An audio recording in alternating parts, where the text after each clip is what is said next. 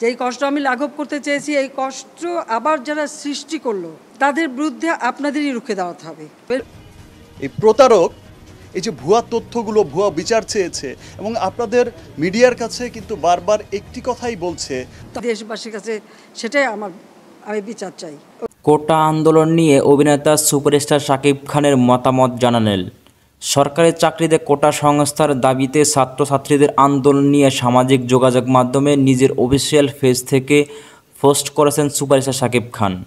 স্থানীয় সময় বুধবার 17 জুলাই 2টা 14 শাকিব খান পোস্ট করেন কোটা আন্দোলন নিয়ে।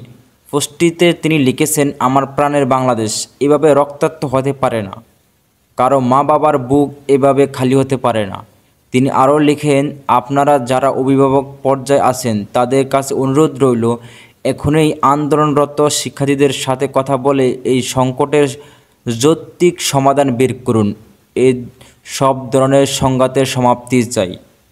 ভিউয়ার্স, আপনাদের কি মতামত? সুপারস্টার শাকিব খানের মতামতটা কেমন ছিল অবশ্যই কমেন্টে জানাবেন।